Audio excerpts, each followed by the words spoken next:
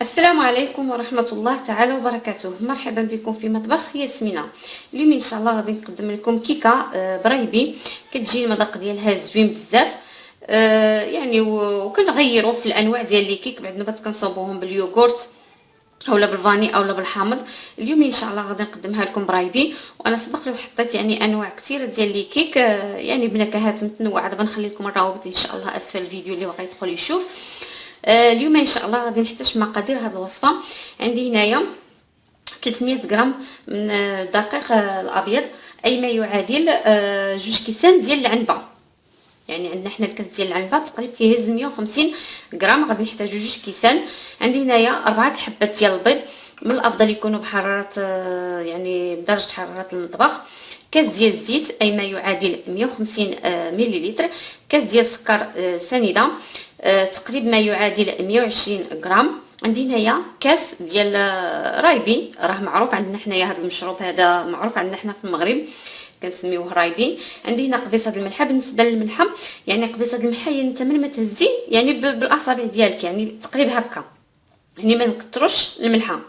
عندي هنايا كيس من سكر فاني اي ما يعادل 7 ديال الغرام، وجوج اكياس من خميره الحلويات اي ما يعادل 14 غرام. ولزين هاد الكيكه اللي غادي نحضر لكم اليوم بالرايبي غادي نحتاجو معلقه ديال الكونفيتور اولا المربى ديال المشماش، وعندي تقريبا واحد المعلقه ديال اللوز ايفيلي. بالنسبه لهاد المرحله هذه كيمكن لك تستغني عليها، يعني يمكن لك تخلي الكيكه غير هكاك بلا ما تزينيها، اولا يمكن لك تزينيها بالطريقه انت اللي بغيتي، سواء بالمشماش يعني بالمربى ديال المشماش واللوز ايفيلي اولا بالشكلاط، كيبقى لك انت الاختيار.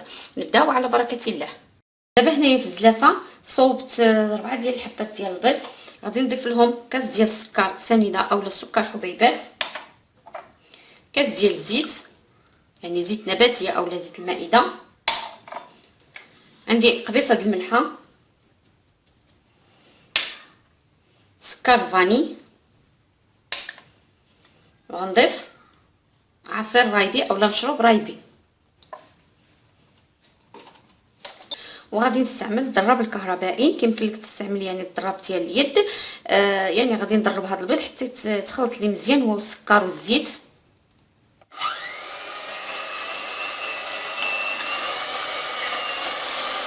شكل الخليط ديالي من بعد ما ضربت داك البيض مع رايبي، هانتي كتلاحظي حتى اللون ديال البيض تبدل لي بسبب يعني داك الرايبي، داك اللون ديال الرايبي البيض ولا لي بهذا اللون هذا. بالنسبه للدقيق غادي ناخذ الدقيق اللي كنغربلو هو والخميره ديال الحلويات. انا هنايا درت الدقيق والخميره ديال الحلويات، وغادي نبقى نضيف شويه بشويه وانا كنخلط بالضراب الكهربائي. بالنسبه كما كيسبق لي ديما كنذكر، ملي نجيو نضيفوا الدقيق يعني في الكيكه ما نضربوهش بزاف، لانه الدقيق ما كيحتاجش اننا نضربوه بزاف، يعني بمجرد ما يتخلط لنا كنتوقفوا. انا غادي نبقى نضيف الدقيق شويه بشويه وانا كنخلط حتى غادي نسالي هاد الدقيق ديالي كامل هو والخميره.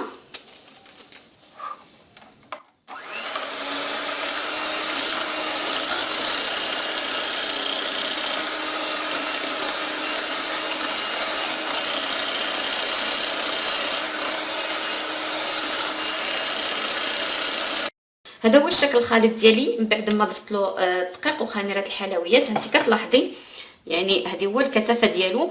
بالنسبه للدقيق انا هنايا دخلت تقريبا 300 غرام وزدتهم شي 2 معالق.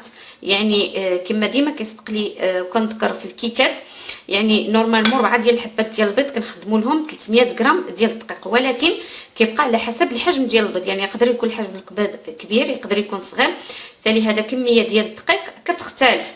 يعني هي العادي 300 غرام، كيمكن لك تزيدي عليها واحد 2 ولا 3 المعالق، يمكن لك تنقصيهم. انا بالنسبه ليا هنايا استعملت 300 غرام وضفت لهم 2 معالق باش حصلت على هذا الخليط بهذا الشكل هذا.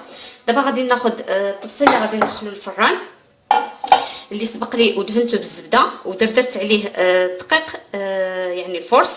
كيمكن لك دهنيه يا اما بالزبده اولا بزيت نباتيه، يعني بحال وكندريو عليه الدقيق بهذا الشكل هذا. وغادي ناخذ الخليط وغادي نكبو في هذا الطبسيل. بسم الله.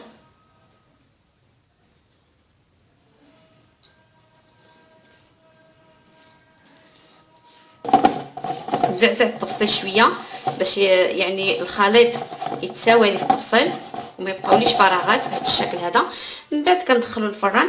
بالنسبه للفران ديال الغاز كنشعل الفران يعني غير من التحت، كنسخنو مزيان حتى يسخن. يعني انا ملي جيت ندير الدقيق راني كنت شاعله يعني الفران ديال الغاز كيسخن مزيان. من بعد كنقللو ما نخليهش مجهد، لان الا خليناه مجهد الكيكه كتحرق لنا من الجوانب وكتبقى لي خضره من الوسط. يعني نسخنو مزيان ونقصلو بزاف، يعني نخلي النار تكون مهيله، وكندخل الكيكه ديالي للرف الوسطاني كنخليها حتى كطيب لي تماما تقريبا ما بين 30 حتى 45 دقيقه على حسب يعني النوعيه ديال الفران.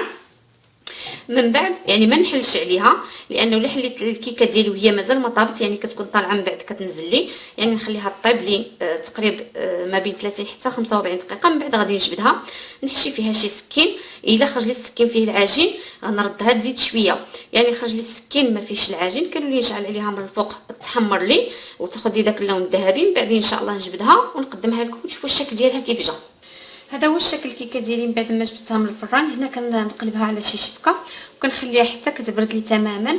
عاد غادي نزينها، غادي ندهنها يعني من بعد ما غتبرد لي غادي ندهنها بالكونفيتور اولا المربى، وغادي نزيدها باللوز ايفيلي، وان شاء الله نقدمها لكم بعد ما تبرد وتشوفوا الشكل النهائي ديالها كيف كيجي. هذا هو الشكل النهائي ديال الكيكه اللي حضرت لكم اليوم برايبي. زينتها بهذا الشكل من بعد ما بردت لي دهنت لها يعني الكونفيتير اولا المربى وزينتها باللوز ايفيلي من الوجه. دابا انا غادي نقطع منها طريف باش نوريكم الشكل ديالها من الداخل. من طبيعه الحال الكيكه كما سبق لي وذكرت ديما كنخليوها حتى تبرد عاد نطيبوها.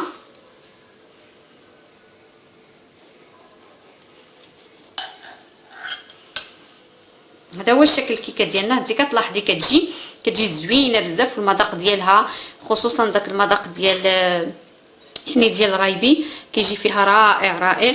انت كتلاحظي يعني الشكل ديالها كتجي زوينه بزاف. كنتمنى انه هذه الوصفه هذه تعجبكم.